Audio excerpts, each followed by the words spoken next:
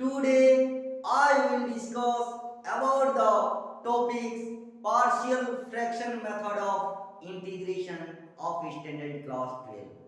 तो dear students, आप लोगों के लिए भले ही नया है कि partial fraction method of integration class 12 के लिए, तो डियर स्टूडेंट्स घबराने की कहीं जरूरत नहीं है। आप लोगों को आपके भाषा में, आपके लैंग्वेज में, आपके शब्दों में आसान तरीके से आप लोगों को कैसे माइंड में सेट करना है और कैसे प्रैक्टिस करना है और कैसे डिफरेंट टाइप का जो क्वेश्चन पार्शियल फ्रैक्शन मेथड में पूछा जाता है वो मैं बताने जा रहा हूं और आप लोगों को माइंड में सेट करने का प्रयास करना है। तो डियर स्टूडेंट्स, चाहे वो स्टूडेंट्स किसी भी बोर्ड से बिलोंग्स करता हो, वो फर्क नहीं पड़ता है।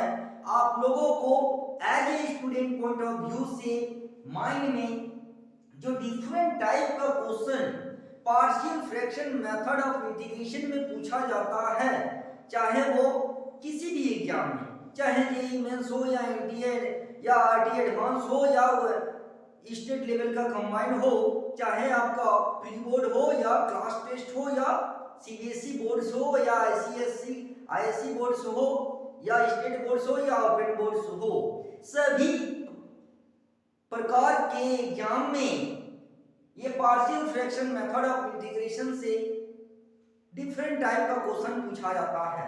तो डियर स्टूडेंट्स, जो partial fraction method of integration के अंदर मिनिमम आपका जो फॉर्म होता है वो 5 से 6 टाइप का फॉर्म है। एक एक टाइप का आप लोगों को मिनिमम 5 क्वेश्चंस, जितना टाइप का क्वेश्चन उसके अंदर पूछा जाएगा आप लोगों को माइंड में सेट करके रखना है। कैसे?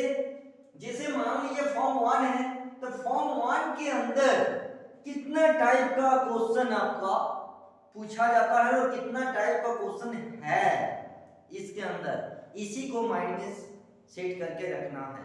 क्योंकि हम हमेशा यही कहते हुए आ रहा हूं कि क्वेश्चन इंपॉर्टेंट नहीं होता है। क्वेश्चन कहीं से भी पूछा जा सकता है, कहीं से भी पूछा नहीं जा सकता है, या जो क्वेश्चन सेटर रहता है खुद से भी दे सकता है। तो डियर स्टूडेंट्स, आप लोगों को ये पार्शियल फ्रैक्शन जो मेथड है, इसका जो प्रोसेस है, जो मेथड है, जो रूल्स है, यही आप लोगों के लिए इंपॉर्टेंट होता है। इस चीज को यदि आप लोग माइंड में सेट कर लिए तो क्वेश्चन चाहे वह एनसीईआरटी का रहे या आरएस अग्रवाल का रहे या आरटी शर्मा या किसी और राइटर बुक से रहे या मेरा खुद का रहे या किसी और का रहे या किसी और टीचर का रहे, ये फर्क नहीं पड़ता है। आप लोगों को इसका जो प्रोसेस से बनेगा यही आप लोगों के लिए इंपॉर्टेंट होता है। इसी को माइंड में सेट करना है और सेट करके रखना है। तो डियर स्टूडेंट, कहीं का भी क्वेश्चन रहे, आपका इसी प्रोसेस से, इसी मेथड से, इसी फॉर्मूला से ही सारा क्वेश्चन पूछा जाएगा और पूछा जाता है और आपका सारा क्वेश्चन बनेगा, चाहे वो किसी भी एग्जाम में पूछा जाए। तो dear students, partial fraction method के अंदर आपका 5 से 6 फॉर्म होता है। एक एक फॉर्म का मिनिमम 5 क्वेश्चन, जितना टाइप का इसके एक एक फॉर्म के अंदर क्वेश्चन है उसको पहले माइंड में सेट करके रखना है। तो जैसे मान लीजिए फॉर्म 1 क्या बोलता है? यदि px plus q dx by x minus a x minus b यदि रहेगा इस फॉर्म में, तो आपका ब्रेक करना होगा a by x minus a plus b by x minus b। तो डियर स्टूडेंट्स, आप लोगों को यहां पे समझना है, try to understand all of you about this questions as well as about this form of partial fraction method of integration। तो dear students, पहला फॉर्म को देखिए और क्वेश्चन को मैच कराइए कि इसी फॉर्म में ही है कि पहला यदि फॉर्म है bx plus q df by x minus a x minus b, तो जितना भी फॉर्म का इस टाइप का रहेगा आपको a बाय नीचे जितना भी आपका टर्म्स रहेगा, जितना पार्ट है होगा a by x minus a plus b by x minus b, और यदि और एक रहता तो plus c by x minus c हो जाता। यदि d रहेगा तो d तक नहीं जाता है, मिनिमम 2 या 3 ही टर्म्स का होगा, a by plus b by plus c by, d आएगा नहीं। तीन टर्म्स का लिए क्वेश्चन एक ही नहीं है, आपका मैक्सिमम 3 ही टर्म्स जाएगा c तक का। तो मैक्सिमम क्वेश्चन आपका a और b तक ही पूछा जाता है, यदि c भी पूछा जाएगा तो इसका plus c by x minus c हो जाएगा। तो डियर स्टूडेंट, इसी प्रोसेस के साथ सारा क्वेश्चन देखिए इसी फॉर्म में है, इसी फॉर्म में जब है तो आपको इसी में ब्रेक करके सिंपल जैसे हम लोग इंटीग्रेशन करते आ रहे हैं फिर इंटीग्रेशन कर देना। तो चलिए मैं ज्यादा टाइम वेस्ट नहीं करूंगा लेक्चर में, क्योंकि लेक्चर देंगे तो लेक्चर में ही खत्म हो जाएगा, तो आप लोग को समझ में नहीं आएगा जब तक हम बना के नहीं दिखाऊंगा, क्योंकि लेक्चर मेथड में इसको कोई भी टॉपिक्स को खत्म करने में टाइम नहीं लगता है डियर स्टूडेंट्स। लेकिन आप लोगों को एज ए स्टूडेंट लेवल में आप लोग हैं, as a student point of view से आप लोगों को एग्जाम देना है, आप लोगों को माइंड में सेट करके रखना है, क्योंकि आप लोगों को एग्जाम में बनाना है। इसलिए लेक्चर मेथड से तो खत्म हो जाएगा, वो फायदा नहीं करेगा, इसलिए मैं बना के भी दिखाएंगे कि इसी मेथड इसी प्रोसेस से सारा क्वेश्चंस बनेगा, क्योंकि आपको एक एक फॉर्म का मिनिमम 5 क्वेश्चंस पहले माइंड में सेट कीजिए, उसके बाद बेझिझक कहीं का भी क्वेश्चंस रहे वहां से 10 को 15 20 25 30 करके लिखिए और प्रैक्टिस कीजिए। सभी टाइप का क्वेश्चंस मैंने सिलेक्शन करके रख लिया हूं, अब इसको 1 बाय 1 करके भी दिखा दूंगा। चलिए क्वेश्चन नंबर 1, अब आते हैं क्वेश्चन नंबर 1। तो डियर स्टूडेंट्स, यहां पे देखिए क्वेश्चन नंबर 1 में कि dx bye x plus 2 and x plus 3, तो देखिए इसको मिलाइए कि dx सर ये कंपलसरी नहीं है कि यही वाला px plus q होना चाहिए, लेकिन नीचे वाला पार्ट सेम होना चाहिए, तो मतलब यही फॉर्म का है। अब देखिए डिफरेंट टाइप का, किसी में है किसी में है किसी में नहीं है, ऊपर वाला पार्ट ये चल सकता है, लेकिन नीचे वाला एकदम सेम टू सेम रहना चाहिए, तो मतलब फॉर्म 1 का ही आपको पांचों टाइप का है क्वेश्चन। अब आते हैं इसको बनाएंगे कैसे, तो देखिए यहाँ पे सॉल्यूशन करना है, अब लेट करना है, लेट 1 बाय dx को अभी लेना नहीं है तो इंटीग्रेशन बाद में होगा इसके साथ, तो 1 by x plus 2 x plus 3 is equal to, अब इसमें ब्रेक करेंगे तो मतलब a और x माइनस a की जगह यहाँ पे x plus 2 है, और b और x माइनस b की जगह यहाँ पे x plus 3 है, हो गया। अब इसको दोनों तरफ से सिंपलीफाई करना है, तो चलिए करते हैं। तो 1 by x plus 2 and x plus 3, और इसी में आपका a और b फाइंड करना है। डियर स्टूडेंट्स यहां समझना है, अब इसमें कुछ नहीं करना है, इसको सिंपलीफाई करके a और b का वैल्यू निकाल के इसमें पुट करेंगे और सिंपल इंटीग्रेशन कर देना है। तो चलिए करके दिखा देते हैं। अब यहाँ पे यदि हम लोग एलसीएम लेंगे तो यहाँ पे x plus 3 हो जाएगा और प्लस b, और यहाँ पे x plus 2, क्योंकि इसका एलसीएम क्या हो जाएगा x plus 2 and x plus 3, ये एलसीएम हो गया, ये कट जाने से x plus 3 इसके साथ हो जाएगा, ये कट जाने से x plus 2 b के साथ हो जाएगा। अब देखिए दोनों तरफ से ये कट जाएगा, कट गया तो आपके पास बचेगा 1 is equal to a x plus 3 plus b x plus 2, is it clear. अब a और b का वैल्यू कैसे निकालेंगे, अब यहाँ पे तो जो चीज यहाँ पे दिया हुआ है उसको जीरो मान के x का वैल्यू निकाला जाता है। तो नाउ अब यहाँ पे क्या करना है, now x plus 2 and x plus 3 is equal to 0, तो therefore x is equal to -2 and -3 हो गया x का वैल्यू। अब बारी बारी से इसमें पुट करना है, इस इक्वेशन नंबर 2 में पुट कर देना है। तो यदि -2 यदि पुट करेंगे कि हम लोग पहले निकालिए कि eight x is equal to -2, तो फ्रॉम 2 से, अब फ्रॉम 2 में बैठा देंगे, फ्रॉम 2 में यदि बैठाएंगे तो 1 is equal to a हो जाएगा और यहाँ पे -2 plus 3 plus b minus 2 plus 2। देखिए तो बी 0 हो गया, तो यहाँ पे 1 इक्वल टू ए बचा और इधर आपका 0 हो गया, तो देयरफॉर ए इक्वल टू 1। देखिए एक वैल्यू निकल गया, ए का वैल्यू निकल गया। फिर at x equal to minus 3 करना है, तो at x equal to minus 3 बैठाना है। अब फ्रॉम 2 में फिर बैठा देंगे, तो जब बैठाएंगे फ्रॉम 2 में तो 1 equal to a minus 3 plus 3 plus b minus 3 plus 2। अब देखिए 1 और इधर 0 हो गया और यहाँ पे माइनस b हो जाएगा, तो therefore b equal to minus 1 हो गया। a का वैल्यू और b का वैल्यू इस टाइप से निकालना है, a और b, और a और b का वैल्यू फिर 1 में पुट करके इंटीग्रेशन कर देंगे। चलिए करके दिखा देते हैं। अब यहाँ पे जगह बना के हम दिखा देते हैं। चलिए अब यहाँ पे फ्रॉम 1, अब फ्रॉम 1 में यदि करेंगे तो a का वैल्यू 1 है, तो 1 यहाँ पे बिठा देना है। तो integration of 1 by x plus 2 dx। अब b का वैल्यू माइनस, तो यहाँ पे माइनस हो जाएगा, तो minus dx by x plus 3, क्योंकि दिस इंटीग्रेशन, इसका आप इंटीग्रेशन करेंगे तो इधर इंटीग्रेशन लगेगा, हो गया। अब यहाँ पे क्या हो जाएगा, log x प्लस 2 अब माइनस log x प्लस 3, तो क्या हो जाएगा, log जब माइनस होता है तो प्लस में हो जाता है, जब माइनस हो जाएगा डियर स्टूडेंट तो वो डिवाइड में आ जाता है, लॉग का नियम। अब प्लस सी हो गया इसका आंसर।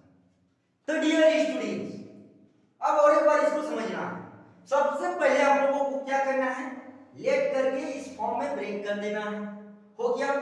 उसके बाद दोनों तरफ से सिंपलीफाई करके एक इक्वेशन आएगा, उस इक्वेशन में जो नीचे वाला पार्ट दिया हुआ है 0 मान के x का वैल्यू निकालना है, और x का वैल्यू बारी बारी से a और b का वैल्यू निकाल लेना है। a और b निकल गया, और a b का वैल्यू 1 में पुट करना है और इंटीग्रेशन लगा देना है। और इंटीग्रेशन करने के बाद यदि log x plus 2 minus log x plus 3 minus में आएगा तो क्या हो जाएगा, डिवाइड के फॉर्म में, और यदि प्लस रहता तो इनटू के फॉर्म में लिखा जाता है, log का ये नियम है, हो गया प्लस। तो देखिए इस टाइप का, भले ही ये थोड़ा सा लेंदी पड़ेगा पार्शियल फ्रैक्शन मेथड, लेकिन एकदम आसान है डियर स्टूडेंट्स। यदि आप लोग इस प्रोसेस को माइंड में सेट कर लिए हैं तो सारा क्वेश्चन जितना भी है आसानी से आप लोग सॉल्व कर सकते हैं। All of you can easily solve about any questions under partial fraction method of integration in the examinations hall. तो डियर स्टूडेंट्स ये तो हुआ क्वेश्चन नंबर 1। चलिए और भी हम करके दिखा देते हैं, और उसके बाद सेम टू सेम सारा क्वेश्चन है, टाइम वेस्ट करने की जरूरत नहीं है, एक ही इसी प्रोसेस से सभी क्वेश्चंस को बना देना है। तो चलिए क्वेश्चन नंबर 2 को इसी फॉर्म में हम ला के छोड़ देंगे, क्योंकि सेम टू सेम है, इसको करके दिखा देंगे। चलिए तो क्वेश्चन नंबर 1 जैसा ही 2 है, इसको ब्रेक कैसे करना है इसको करके हम छोड़ देंगे, बढ़ जाएंगे क्वेश्चन नंबर 3, क्योंकि सेम टू सेम इसी टाइप से आप लोगों को question number 2 same to same है। तो चलिए क्वेश्चन नंबर 2 को भी ब्रेक करके दिखा देते हैं। तो डियर स्टूडेंट्स अब आते हैं क्वेश्चन नंबर 2। क्वेश्चन नंबर 2 में है कि integration of dx x² minus 9 हो गया। अब इसको यदि तोड़ेंगे ब्रेक करेंगे तो dx बाय x² अब माइनस 9 को 3 का स्क्वायर, और a² minus b², a plus b a minus b होता है, तो इसको यदि ब्रेक कीजिएगा तो आपके पास क्या आ जाएगा, x plus 3 and x minus 3। देखिए क्वेश्चन नंबर 1 के फॉर्म में ही आ गया ना, तो मान जैसा ही 2 को बना देना है, क्योंकि पहले 9 को ब्रेक करेंगे, 9 को 3 का square a² minus b² a plus b into a minus b। Same to same आप इसको आगे का प्रोसेस जो अभी क्वेश्चन नंबर 1 बताए हैं वैसा ही कर देना है कि ले 1 by x plus 3 x minus 3 और a बाय क्या हो जाएगा x plus 3 b by x minus 3, ये आपको 1 में पुट करना है। तो imply that 1 by x plus 3 x minus 3, और इसको यदि सॉल्व कीजिएगा तो एक्स माइनस 3 इसके साथ और बी इंटू एक्स प्लस 3 इसके साथ, और आपके पास आ जाएगा एक्स प्लस 3 एक्स माइनस 3, और ये कट जाएगा। तो 1 equal to a x minus 3 b x plus 3, ये आपका 2 हो गया। अब ए और बी यहां से निकालना है, तो चलिए कैसे निकालेंगे, तो यहाँ पे नाव करेंगे और यही पार्ट जो आपका नीचे वाला पार्ट है इसको 0 मान लेना है। देखिए 0 हो गया, तो therefore x equal to positive 3 और एंड एक माइनस 3, पॉजिटिव एंड नेगेटिव 3 आएगा। अब एक एक बारी बारी से a और b को निकालना है। At x equal to positive जब लेंगे तब फ्रॉम 2 में बैठा दीजिए, फ्रॉम 2 में जब बैठाएंगे तो इधर 1 और इक्वल टू a और 3 माइनस 3 प्लस, और b में क्या हो जाएगा 3 प्लस 3, तो 1 और इधर 0 हो गया और इधर 6b, तो देयरफॉर b इक्वल टू 1/6 हो गया। अब फिर और एक बार निकालना है, at x equal to minus 3 बैठाना है, अब फिर फ्रॉम 2 में ही बैठा देना है। 1 इक्वल टू a माइनस 3 अब प्लस माइनस 3 प्लस 3, ये तो 0 हो गया b का, ये तो b हो गया। अब इधर 1 इक्वल टू माइनस 6a और इधर 0, तो therefore a equal to minus 1/6 हो गया, खत्म। अब यहाँ पे a और b जो वैल्यू आया डियर स्टूडेंट, अब यहाँ पे फ्रॉम 1 में पुट कर देना है। तो चलिए फ्रॉम 1 में करके दिखा देते हैं, same to same question number 1 ही जैसा करना है। तो a का वैल्यू माइनस 1/6, यहाँ पे अब डायरेक्ट इंटीग्रेशन यहाँ लगा दे रहे हैं क्योंकि जगह कम है, और नहीं तो स्टेप बढ़ाएंगे तो जगह खत्म हो जाएगा। तो माइनस 1/6 और यहाँ पे dx और x प्लस 3 और यहाँ पे प्लस b का वैल्यू 1/6 इसका भी है, तो 1/6 integration of dx by x minus 3। Clear. अब इसको हम लोग घुमा सकते हैं कि 1/6 को कॉमन लेके इंटीग्रेशन ऑफ dx पॉजिटिव को पहले लिखिए और नेगेटिव को अंदर लिखिए, dx x प्लस 3 हो गया। अब यहाँ पे 1/6 यहाँ पे क्या हो जाएगा log x माइनस 3 और माइनस log x प्लस 3 हो गया, और 1/6 कॉमन हो गया दोनों में, और माइनस है तो डिवाइड में लिख देना है। तो यहाँ पे log x minus 3 by x plus 3 हो गया और प्लस 6। तो डियर स्टूडेंट्स, मेरे कहने का मतलब है जो फॉर्म 1 का जो rules and method and process है उसी को माइंड में सेट करके रखना है आप लोगों को, और सेम टू सेम जितना भी क्वेश्चन है, चाहे वो क्वेश्चन नंबर 1 हो 2 हो, 2 तो बना दिए, सेम टू सेम 3 4 5 को भी इसी टाइप से बना देना है। तो चलिए डियर स्टूडेंट्स, अब क्वेश्चन नंबर 3 यदि कर देने से आपका question number 4 and 5 same to same 1 and 2 जैसा ही करना है, तो आप क्वेश्चन नंबर 3 में आ जाते हैं, क्योंकि 2 में भी 4 में भी सेम टू सेम, 5 में भी सेम टू सेम है, ऐसा ही काम करना है जो 1 2 की। अब क्वेश्चन नंबर 3 में आते हैं। चलिए तो देखिए क्वेश्चन नंबर 2 भी हो गया, सेम टू सेम आपका जो फॉर्म 1 का जो मेथड है, जो रूल्स है, जो फॉर्मूला है, उसी को माइंड में सेट करके रखना है और फाइंड आउट कर देना है। अब आते हैं क्वेश्चन नंबर 3। चलिए 3 को भी बना के दिखा देते हैं ताकि आप लोगों का क्वेश्चन नंबर 4 एंड 5 आसानी से सॉल्व करना है।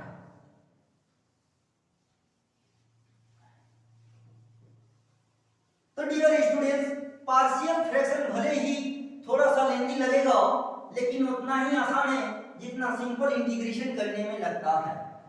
समय भी उतना ही लगेगा, लेकिन आप लोगों को प्रैक्टिस करके अपना स्पीड को बढ़ा के रखना है, क्योंकि सिंपल इंटीग्रेशन से पार्शियल फ्रैक्शन मेथड का जो इंटीग्रेशन है थोड़ा सा लेंदी है, लेकिन उतना ही आसान है जितना सिंपल इंटीग्रेशन का।